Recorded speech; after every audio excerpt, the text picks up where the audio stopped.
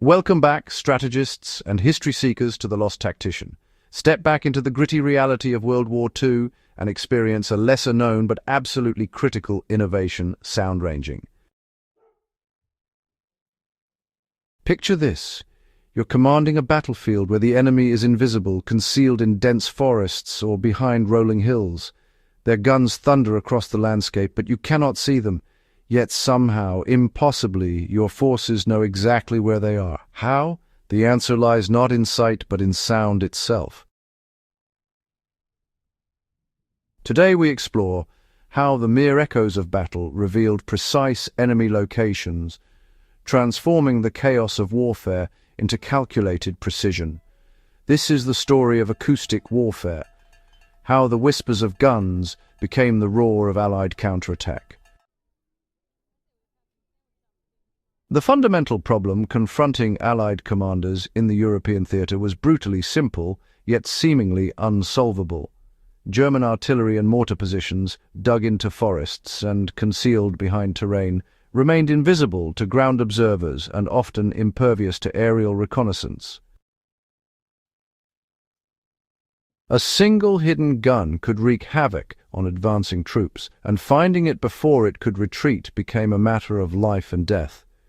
Traditional methods, visual spotting, aircraft observation, interrogation of prisoners, yielded fragmented intelligence at best. But what if victory lay not in seeing the enemy, but in hearing them? This question haunted military strategists throughout the early war years. The battlefield itself held clues that nobody had systematically exploited. Every shell fired, every burst of machine gun fire, every mortar round leaving its tube, each created an acoustic signature, a unique pattern of sound energy radiating outward in all directions. The revelation that transformed warfare was deceptively elegant. If you could capture that sound at multiple points and measure the infinitesimal differences in arrival times, mathematics and physics could reveal the precise location of the shooter. It seemed almost impossible, yet it worked. The roots of sound ranging extended deeper than many realize, reaching back into the catastrophic trenches of World War I. British and Canadian scientists, desperate to neutralize the devastating German artillery barrage, had begun experimenting with listening devices and acoustic principles. Lance Corporal William Sansom Tucker, a visionary engineer, worked alongside the legendary physicist William Lawrence Bragg, a Nobel Prize winner who abandoned his peacetime research to solve one of war's most pressing puzzles. Their breakthrough was understanding that a gun's firing created not one sound but many. The initial detonation generated low-frequency rumbles, while the projectile's passage created a distinctive high-frequency sonic boom. Traditional microphones captured all of this noise indiscriminately, creating confusion. But what if you could filter the signal? What if you built a microphone designed specifically to detect only the low frequencies of the gun itself, while rejecting the shell's sonic boom and the ambient noise of wind and distant explosions? By the time World War II erupted, this technology had matured considerably. The British had developed sophisticated equipment like the recorder SR-No-2, a device that captured sound data on heat-sensitive paper or photographic film with remarkable precision.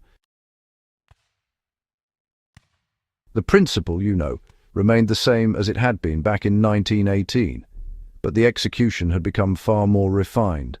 Arrays of these specialized microphones, spread across several kilometers of front line, formed a network of acoustic sentries, mechanical ears listening intently for the enemy's hidden guns.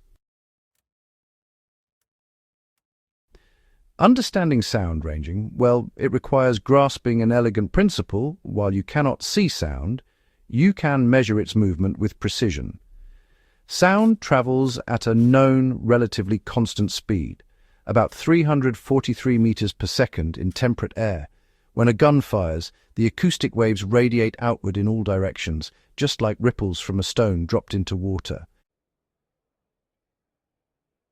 If you have, let's say, 4 to 6 specialized microphones positioned at surveyed precisely known locations across a wide area, each microphone will receive the sound at slightly different moments. These differences, measured in mere fractions of a second, actually contain the secret to the gun's location.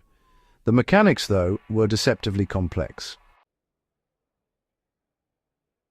When a gun fired, the sound reached the nearest microphone first, and the farthest microphone last. A chronograph, essentially a high-speed clock, recorded the exact timing of each arrival. The time differences, combined with the speed of sound and the surveyed positions of the microphones, created mathematical hyperbolas on plotting maps. Where these curved lines intersected on the map was the location of the enemy gun. Plotting boards, resembling specialized navigation instruments, allowed trained technicians to solve these equations graphically, often yielding positions accurate to within 50 meters or better. The specialized microphones themselves were marvels of acoustic engineering. Unlike conventional microphones designed to capture the full spectrum of sound, these instruments were tuned to detect only the low-frequency rumble of a cannon or mortar, the deep bass notes that traveled reliably across distance and terrain. This filtering eliminated countless sources of false signals: the whistle of shells passing overhead, the clatter of small arms fire, the random noise of wind and rain. The result was astonishing clarity amidst the cacophony of battle. The real test of sound ranging came not in laboratories or theory, but in the crucible of actual combat. Throughout the European campaigns, Allied sound-ranging teams achieved stunning successes. German artillery positions, invisible to the naked eye and carefully concealed by their commanders, were systematically located and destroyed by counter-battery fire. A single acoustic data point could trigger a cascade of death for the enemy and salvation for Allied troops sheltering in the kill zone below. The impact rippled across entire sectors of the front. When German guns were neutralized swiftly, Allied infantry could advance with far greater confidence. Supply convoys could move along roads without suffering ambush from concealed mortars. The psychological advantage was immense. Soldiers knew that their commanders possessed an almost supernatural ability to find and destroy enemy positions. Conversely, German forces came to understand that their carefully hidden guns were not truly hidden at all.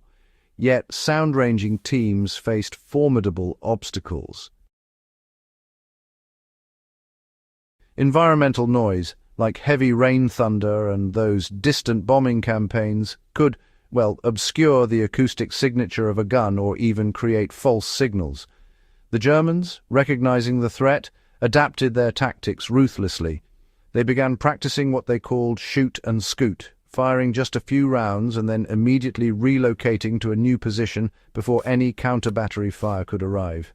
This meant that even if sound ranging was successful, there was only a really narrow window for exploitation. The chain from acoustic detection to targeting to artillery fire had to be executed with almost mechanical precision, often under fire and in some truly brutal conditions.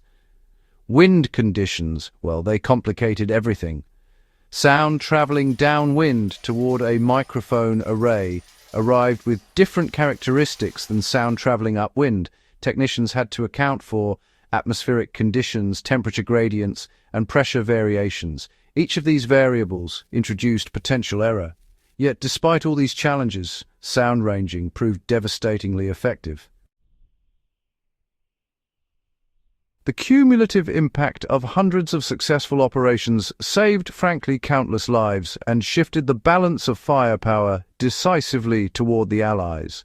Sound ranging never really captured the public imagination the way radar did, or the way stories of tank battles and aerial dogfights captivated post-war audiences. No monument was ever erected to the acoustic spotters who huddled over their recording equipment in muddy forward positions. Yet these unsung soldiers wielded a technological advantage that killed German gunners, saved Allied lives, and, fundamentally changed the nature of battlefield command. Their contribution remains one of history's most overlooked innovations in military science. The principles they pioneered did not die with the war. Acoustic detection systems became foundational to modern military technology.